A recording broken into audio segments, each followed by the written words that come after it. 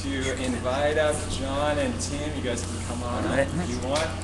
Yeah, we can do it. They are going to just share a word with us today. And Tim's good friends with Ashley. We've met and spoke. I just met with John today, but he knows Tim really well, and they had a heart to kind of co-teach, and they're going to give us a little something and then open it up for discussion. So listen closely, and I just invite you to bring yourself and your opinions and whatever you have to that. So thanks, guys, and go for it. All right, thank you. First thing, I'm not looking at my cell phone because there's someplace I'd rather be. Yeah. But my wife is 9 months pregnant, and I'm on like red alert. So it's only because I may need to and if I just run out of the room, that's most likely. Unless I could, there's other reasons I could run out of the room. That would be one. I mean, really, what are you gonna do? She's fine. She's I mean, fine. they make a big She's a deal about baby. it. The first child. Oh my God. Get to the hospital. What people? Yeah. Your work is done. Oh. Yeah. So, I thought we would maybe do a little brief introduction. Sure. Kind of know what we're doing. I had Ashley kind of talked to me. We're good friends, and I had lunch with Peter a while ago, and I really appreciate it. I'm really grateful for the opportunity, and I think there's a certain courage that Peter had because my only misgiving about sharing tonight was the stance that I come from, where I've gone through some experiences with church as an institution that I've been really questioning the whole institution of church, and is it relevant, and some of my friends and my family here now go, eyes are rolling. You can imagine my wife's eyes rolling again. So maybe this will give a chance to get it out, and then I won't talk about it again. No, it's not gonna happen. So I really appreciate your courage in opening this up, and like Peter said, we want to kind of have a discussion rather than us talking at you.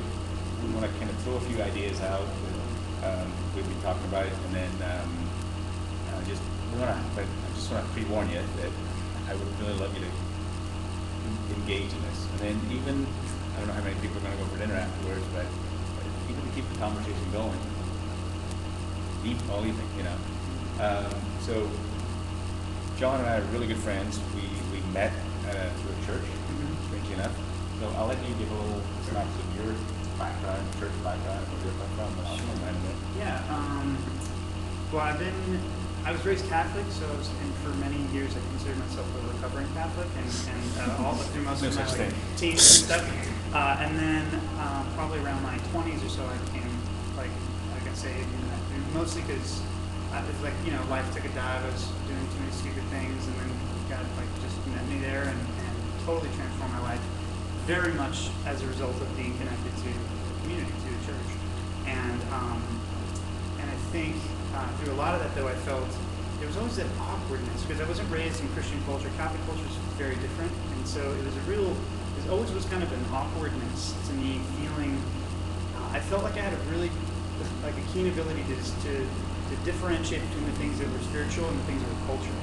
So that kind of really sort of informed a lot of my faith in a lot of ways, but yet I was really immersed. I was led worship for 6 or 7 years, was the assistant to a pastor, toured with Promise Keepers, did 50 cities with them, been there, So, and it's interesting because where Tim and I come from in our conversations, I always feel like I'm the one who tempers Tim. Tim's more Tim takes the extreme position a lot of times, and I'm always one who's whoa, So that was part of the reason is that through our experiences, through our shared experiences in church and also our separate ones, I think both of us have been coming to some interesting kind of opinions, at best. Yeah.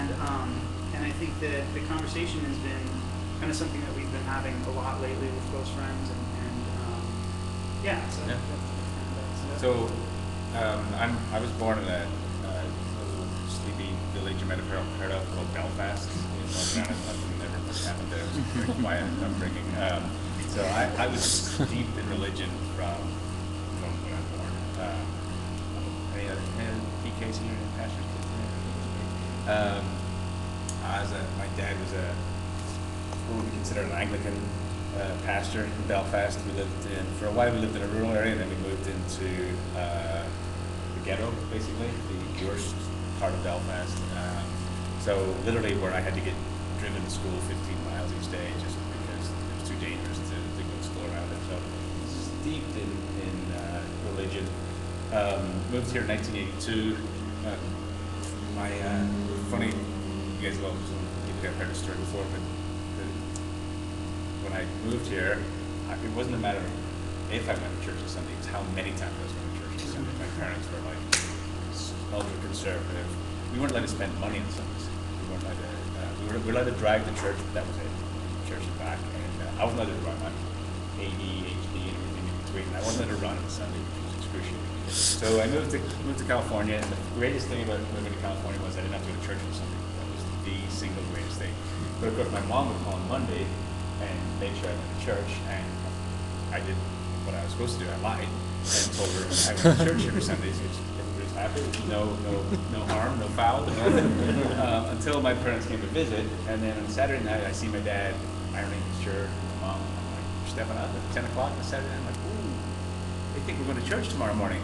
So I had driven past St. Andrew's Church a couple of times, so I knew where it was. This is Thomas Guide days. I couldn't look anything up on the internet or anything else. So we came to St. Andrew's, but this is a very strange church because the entrance is actually on the side. And my wife and I couldn't find the front entrance. So I'm telling my parents, I come every week, I never miss. It's great. And we're wandering around the outside trying to find the entrance. So as if our cover wasn't blown enough, the people at St. Andrew's were so friendly. 400 people walked up and said, "Never seen you here before. You're so welcome." So at that point we were busted. I think we were busted before that anyway. But so that's the context that I came from. Then later on in life, after we were married, came back to the faith and got involved in a large church. It was a great experience initially. After a few years, everything went sour. We then got involved in another church 5 or 6 years ago. Again, started off with a great experience and went sour. In the last year, we've just been experimenting with church and what church looks like. And not the institution of church, but church as a gathering of believers. So that's kind of where we come from. And like John said, he's sometimes the one that kind of brings me back to earth, because I'm the first guy to try anything, with technology and everything else. We were talking about an analogy that you guys had where I'm always the first one. I got the first iPhone. I had a Newton. Anybody know what a Newton is? An Apple Newton. I had an Apple Newton. I mean, that's how desperate I want to be. So we were talking about this in ancient times, how who was the first guy to try the mushroom? I mean, probably a few people died, but some guy was, you know what, I'm going to give another shot. That's me. And John's the one who's waiting for me to try the mushroom. So maybe figure out if I die. Yeah. This one's good. This one's not bad. So I just thought to start this off, the kind of, and this is where Peter's courageousness comes in. The premise that we thought we'd talk about is two. One macro and one micro. So less premises, but questions. Questions, yeah. So again, this is my yeah. The macro question for me is, I think we are at the cusp of change like we can only imagine. I think there's a groundswell shift that's happening among not people my age, people your age, where everything's shifting. Is the church still relevant in that shift? And my thing is, I don't think the institution of the church as we know it is relevant any longer. I think the building, the institution. Now the church, I think, is about I think the opportunities for church, maybe we should think of it as a church with a small c, are huge. I think the institution of church is being left behind. And I think that I don't know that I've gotten as courageous to really make that as a definitive claim as much as I've been, and I think I'm so subjective in everything, and I'm like, God, there's a lot that I see that really backs that up. You know what I mean? But I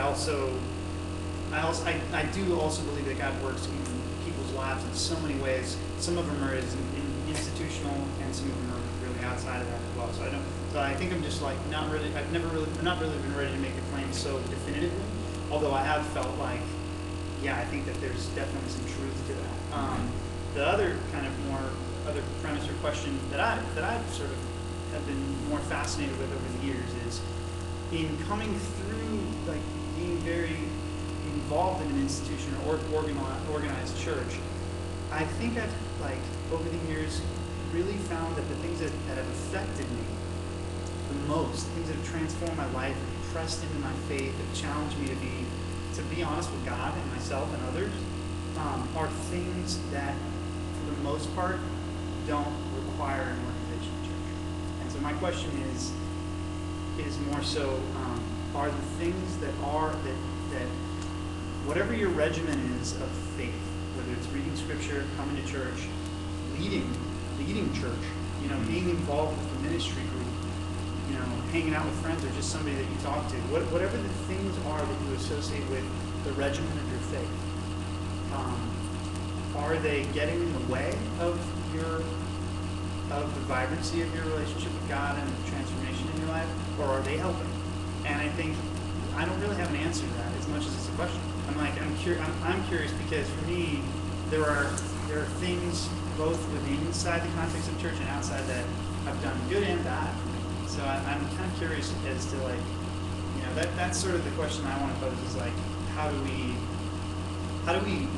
hone in on what are the things that are really shaping us as followers and as people who believe in God, and also as people who are trying to help others in our lives, like both to come to know the Lord and also just to serve people and become better people. How do we get better at that? How do we hone in on that? And is church helping or hurting that? That's kind of sort of where I come from. So that's the kind of premise. Yeah. Can we pray for a second and just kind of got into that and see where we go from there? Smart. Heavenly Father, I asked for a couple of things. One, almost impossible, is to get my ego out of the way, which is a truly monumental task. I also just want to be free of any bitterness and any hurt or anything like that, and just have as much as we can to objectively look at this, because we want to come after you. We want to be where you are, and we want to be part of this. And so I just pray for everybody here that they would feel comfortable expressing their opinions, that they would feel open. Most of all, Lord, we just invite your Holy Spirit into this.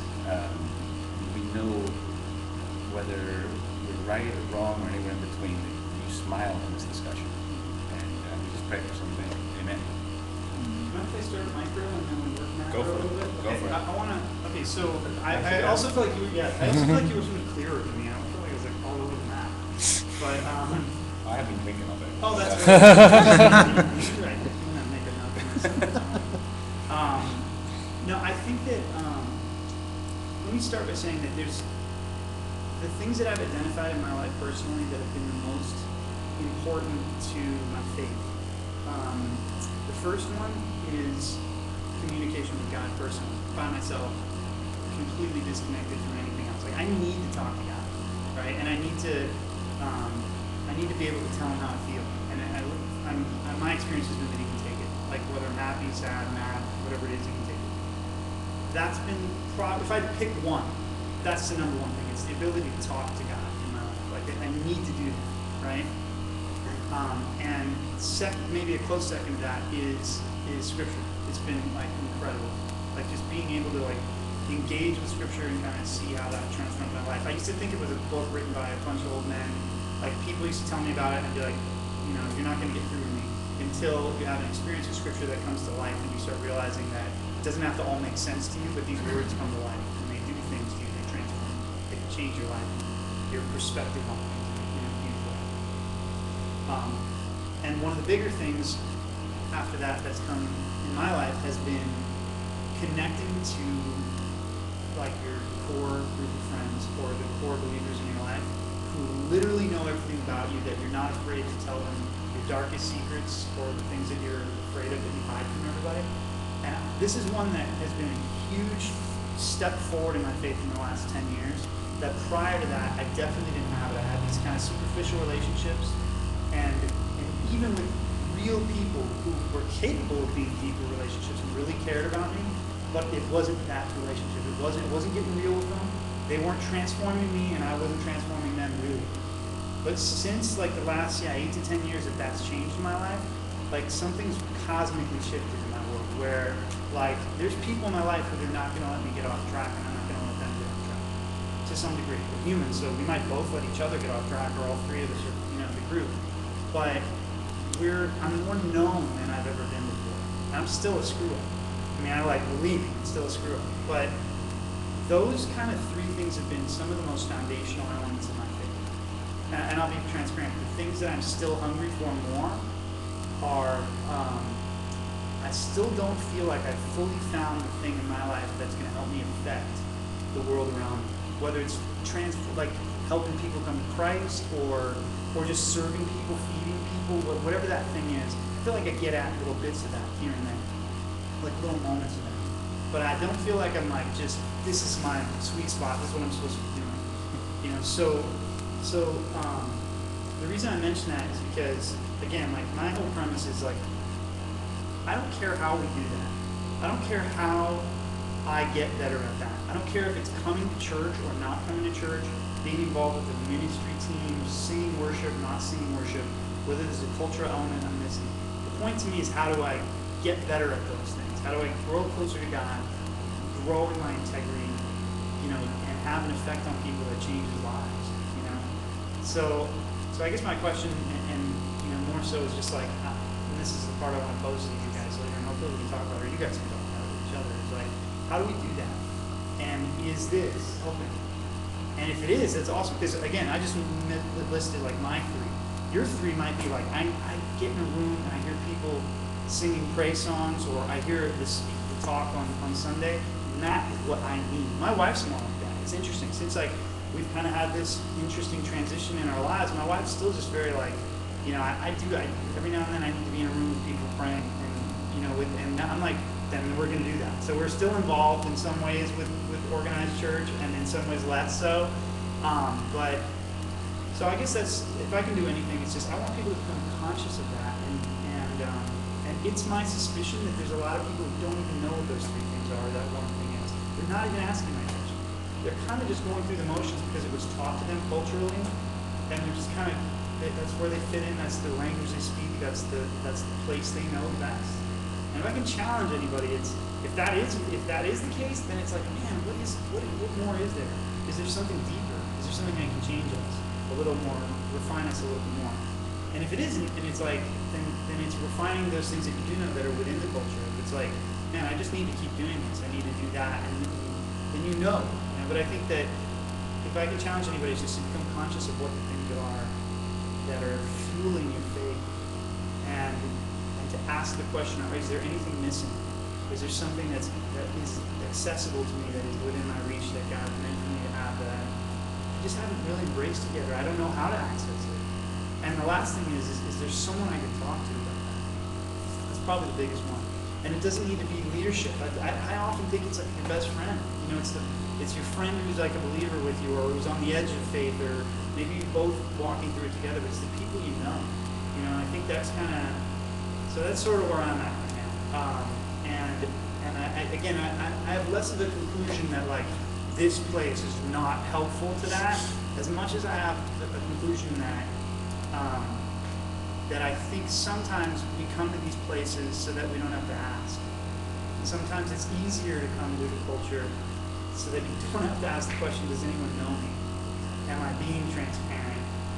And am I digging deeper into this thing that I'm trying to grow in? So, and that might be wrong. That's a premise. It's a question. Right there. So let's if you guys do you mind answer the first. So here's let's go to the first question.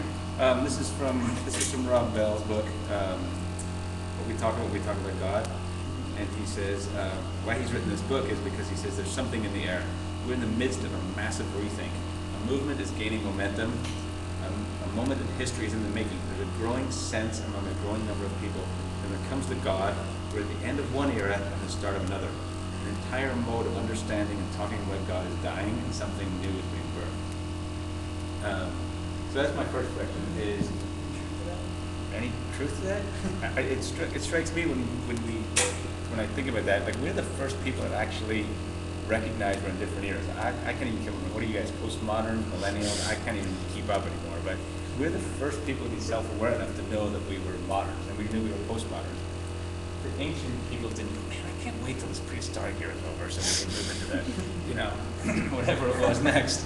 But we're self-aware enough to know that. So that's my first question to you guys. Is Rob Bell way off, or is he onto something, or what? It's so Mesozoic. Yeah. So, No, yeah. is there any truth to that? I don't know. What do you guys think? I mean, I've certainly seen things spring up. I go to a lot of music stuff. Like I'm involved in like a lot of the like DIY punk scene and stuff. And what's interesting is that something that I've noticed that I've gotten more and more into these like serious like DIY warehouse type shows is that a lot of it feels like a church service. Like a lot of it feels like a replacement church service. And I've actually told a couple of people, and they may have offended them, that I was like that was like the best church service I've ever been to. Yeah. And they didn't really know what I meant, but I totally feel the same way. Like I yeah. feel like in so much of pop culture and underground culture, like you're finding communities that are springing up naturally in these places, and a lot of times fueled by what unconscious Christian values too. Ironically, like people who aren't Christian or in some ways anti-religion or anti-Jesus or whatever, and like believers are always like kind of freaked out because we're like, okay, cool, like but it's still there. There's like so much goodness in it, and there, but just without Christ being in the center of it. So, yeah. Anyone else? What? I'm so curious. What you guys think? Is it just like off, or is that something you notice, or are there changes or shifts going on?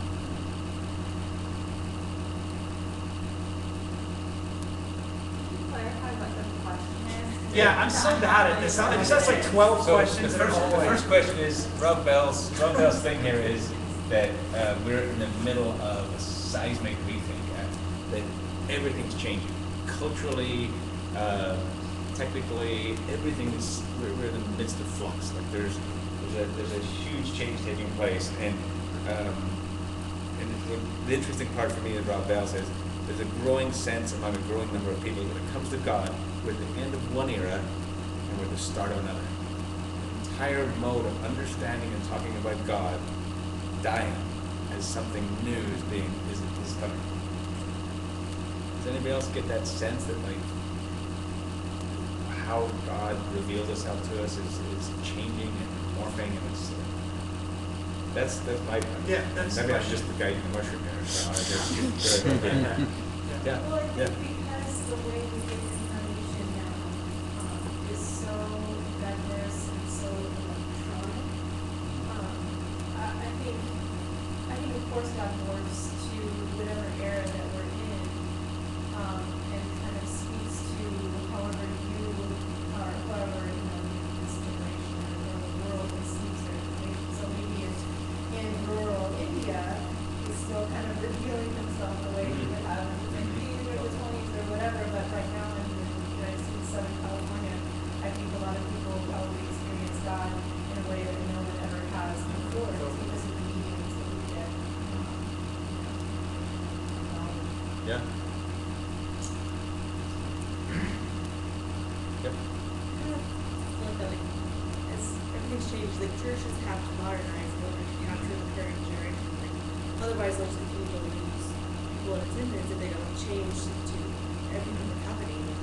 Like, I wasn't religious at all until I attended a church in Cincinnati that was kind of along those lines. Like, it was started 10 years ago with 15 years ago with 10 people that were tired of the traditional church.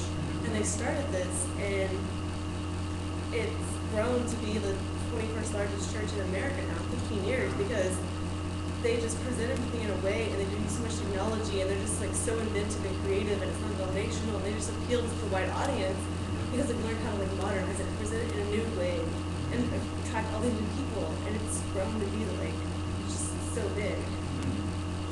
Yeah, I think this is where I diverge even further. I think it's even more than that. I go to, my wife, Ashley, and Leanna over here, we were actually part of a church that most people would think is like the most cutting edge church in LA, as far as Christian, as far as mainstream churches, churches that actually still believe, in Christ and the Bible, within the bounds of what's the word I'm looking for? Orthodoxy. That's right, but yeah, they're probably on the bleeding edge. But my experience, and your experience was, it was just new wine and old wineskins. It was still the same thing. They had a dance team and a cool worship leader. Yeah. It was still the same format. It was still a building, it was still a song, it was still a prayer, a sermon, and then we all know language. Yeah. So I think what Rob Bell is saying is, even beyond that, Yeah. like, not just modernizing it, but maybe there's something shifting here. So Ashley and I had this conversation the other night, and we were talking about, and for me, this is again where I kind of go off the deep end. Yeah. People say, well, I like to come to church to hear a speaker. I like to hear a sermon. I'm like, I can hear a sermon. I can hear C.S. Lewis if I want. Like right now. And I'm honestly asking the question. I'm not saying that's not a good thing, but is there a need to actually gather together and hear a sermon? Is that,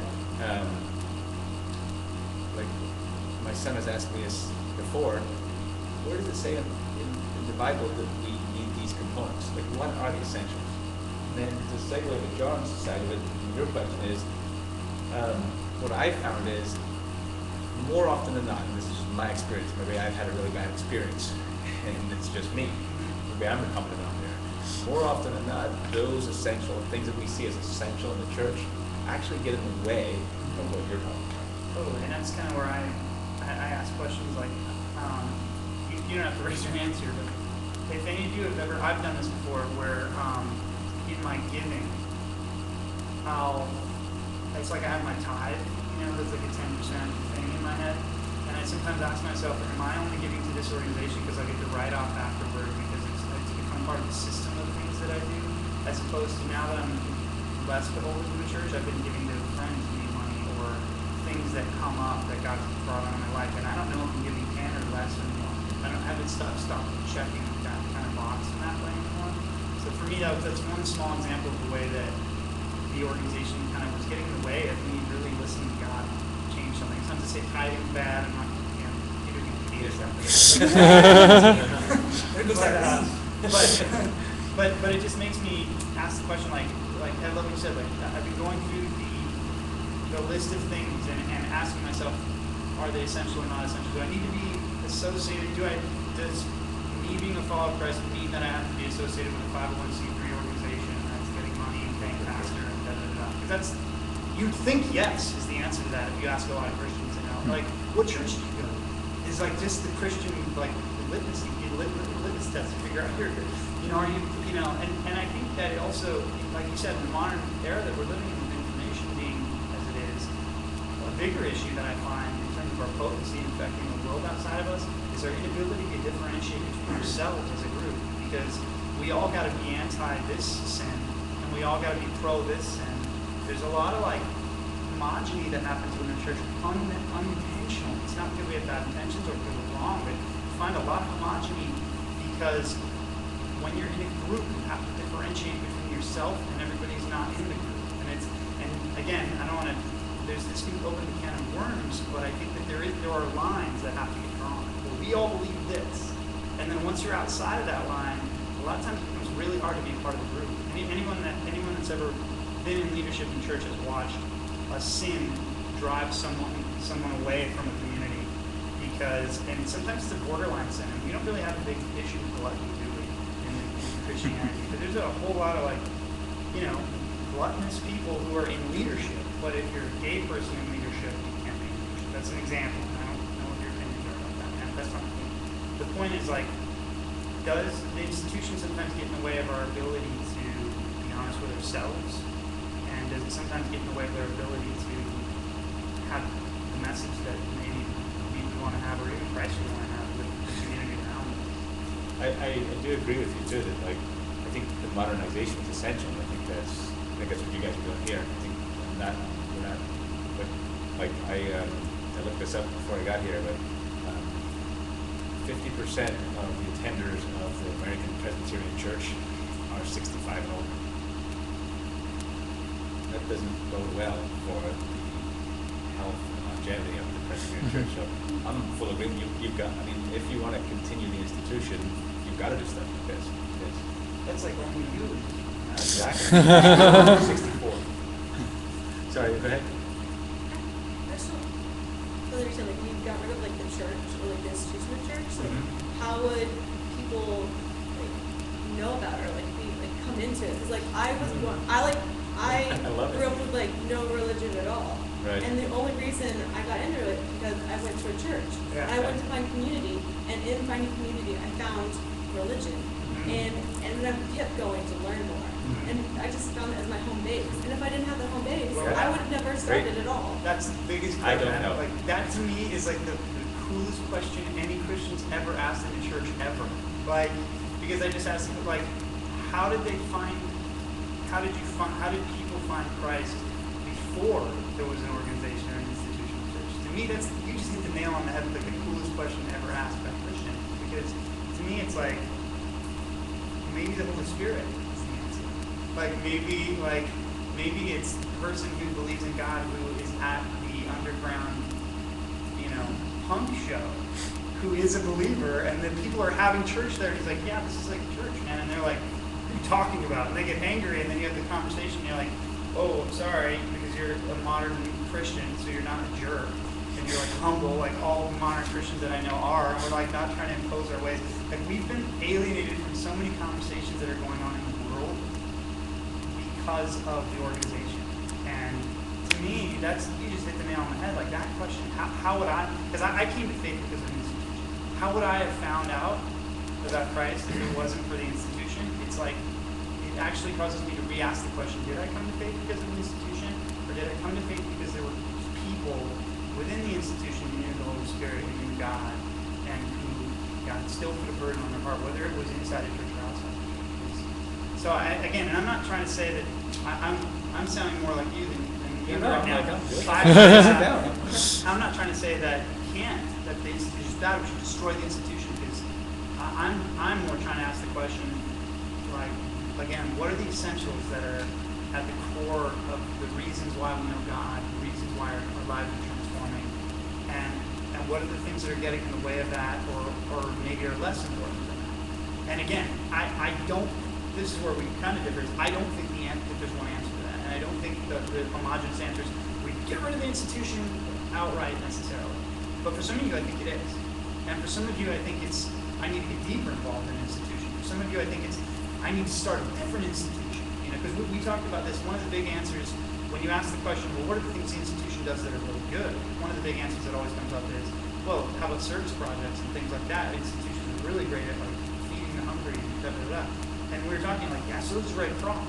So are, like, a lot of, like, other nonprofits. Yeah. I just wanted to say, like, I don't know, I think that the idea of, like, the institution of church is such a buzzword, but, I mean, what are we talking about when we say institution? I mean, an institution is made up of people. Totally.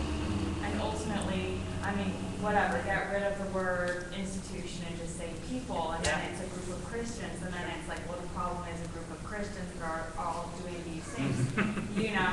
So it's like, where do you draw the line? Yeah. It's like church to some degree is what we've come up with as a body of Christians to kind of be this happy medium, but never, I don't think the idea is that church is supposed to replace God or a relationship with God. And ultimately, as people, chances are, no matter what we do, how countercultural we get, or how traditional we get, or whatever, we're always Still going to mess it institution. up. So then, where can we then be humble and say, well, we're messing this up. Now what do we have to do? And instead of using like buzzwords, like, well, it's the institution. It's not me, it's the institution, but the institution is made up of all of us. Yeah. So then what are we There- going to do? Yeah, I think there is a difference though between, and I think it's a very difficult thing. You get three people together and we all want to institutionalize everything. Like, right? I mean, as soon as you get anything, a team, anything, a group I'll of send out the people- group email. Yeah, okay, but, and I'm right on with you. I'm like, it's so difficult. I think though, for me, the definition between the institution is like, it's the bylaws and the actual things that you can't be in this institution unless you subscribe to what we subscribe to. That's to me where the differentiation comes. It's like, and then I think that you guys are in this Acts study right now, which is kind of interesting that we're in the middle of that. And I look back and I see Christ, And it's a very easy thing to say, well, I didn't see Christ build a building, so we don't have to build a building. But I'd love to look at that and say, okay, did Christ create any institutionalized thing at all? And the institution didn't come in until much later. There were organizations, and well, we'll meet at Saul's house, or meet at so-and-so's house, but so there was organization, obviously, or else they wouldn't know where to be. But I don't see the institution happening for quite a while. And that's what I'm talking about. Is I have met amazing people within the institution. I mean, the first church that we went to, my wife and I went to, was huge. I mean, it was close by here, a big old church. Incredible individuals. We met lifelong friends in that church. What I found was it became so constrained by its own laws. It got ridiculous. Now, I mean, this is going to, to me this sounds weird, but today this church doesn't allow women to do what we're doing right now. We don't allow women to teach. In this century, women aren't allowed to teach. It's like, that's the part of institutionalization that drives me crazy. If you went and met the pastor, he's probably a pretty nice guy, but that's the constricting factor, and I think that's the stuff that gets in the way of what John's talking about. You can't be part of our institution unless you do this, this, and this. To me, that gets in between your relationship with God and your relationship with each other. I don't know if does that define a little bit or help or not. I don't know. Well, I think too we have to think about that like different capital C churches are different, you know? I mean, that's not something that is part of, like just as an example, that's not a rule within the Presbyterian church that, Right. you know, Right. but also like, You guys have women. but also if you think about like with Jesus, he also worked within the religious structure of the time in terms of going to temples and speaking and, you know, participating in, you know, Passover. He participated in that and used it. And so it's like, you have to kind of think of it in terms of being able to be used as a tool. You know, I really view like a church service and all that as like an entry point, and also as like an entry point for people, you know, but also as a coming together, you know, and so being able to be united in that and to be saying like, okay, like let's actually all do this together. Let's practice like the little bits of faith. Not that that doesn't happen the rest of, but it's like a little, coming together in an entry point. And so that I guess is my only counter to, I mean, I think it's so easy because we all do this, but my only counter to, if we look culturally where Jesus was, the temple was the only public meeting place. Religion was such a part of everybody's life. It wasn't that you went to temple, everybody went to temple. And it was just like the internet, it was where you went and exchanged everything else. So It's also like the market. it was like the market.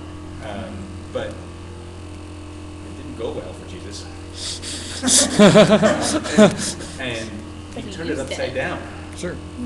So yeah, he used the institution, but he used it to turn things upside down. Get another, sorry? Yeah, I think the question that we need to ask is like, what's the purpose of church? And I hear all these I like it. I like it. all these things like I want to change this, like I want to work Yeah, tithes. I love it. Is it about you? Like, is it about me? Yeah. Or are we here to worship God? Yeah. And I think Yeah. like I know it's going to look different than how it looked in the 1950s, but I just think it's just so trendy these days. Like we're going to do church differently. We're not going to do this. Yeah. It's not going to be in the building. We're going to be in some house. Like all those things are good and that's great. I just think the focus and however it changes needs to remain on God. Like, this is where we come together for us to worship Him, and it's not about what did I get out of it. Let me check. Peter, are we okay for time? Or are we? Yeah, I mean, I would say maybe like one more or something. And Yeah, sure. So You guys are okay? wants I mean, go, yeah, I see your cups in hand, but Yes. after that, definitely dinner, so. El Tarasco. Okay, let's keep it going. Yeah. My point was kind of to counter what you originally said, and I think these institutions are good and they help define, so they do have laws that you may not support. So I think part of that is understanding your relationship with God and looking at it and being like, is this right for me?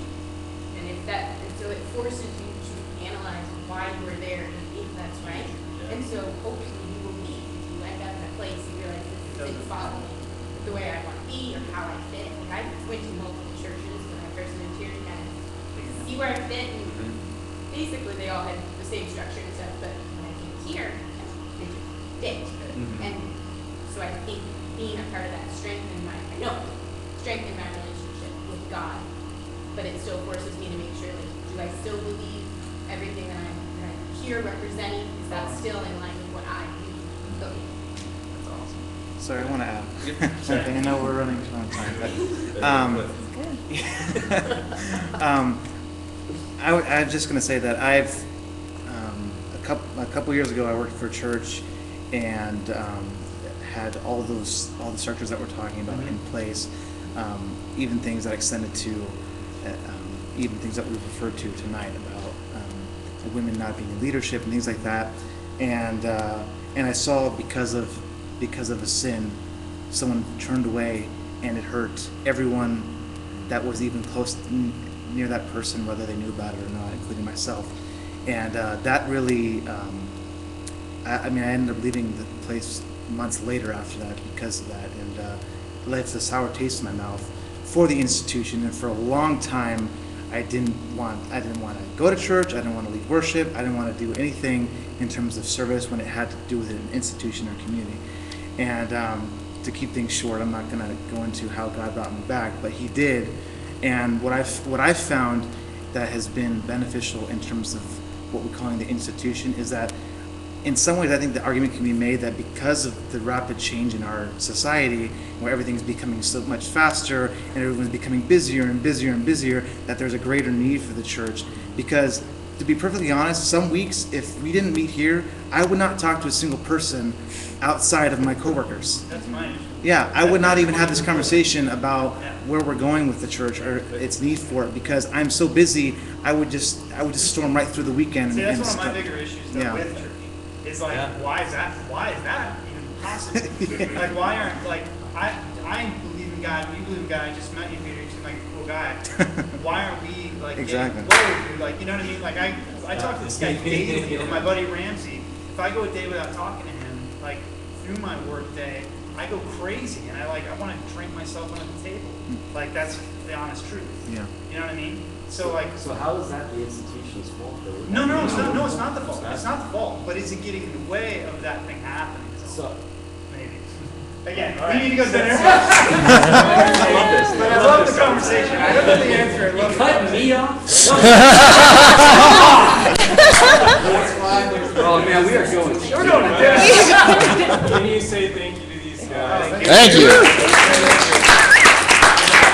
I just want to say, obviously this is different. I preach every week, so I work full time at a church, and I love this church, and that's why we have this table here. I think for all of us is a reminder that there, and Incommon is the idea behind it is that we have something at the center that is what we have in common that's more important than some of these conversations that where we might have different opinions and views, and I think it's so good to be challenged occasionally, and especially, we look at Jesus, he was constantly asking hard questions about the religious institutions of the day, and so I'm thankful for you guys to kind of disrupt us and dislodge us a little bit, and I think you two have courage because you're walking into a church saying that all these people here just came here for no reason.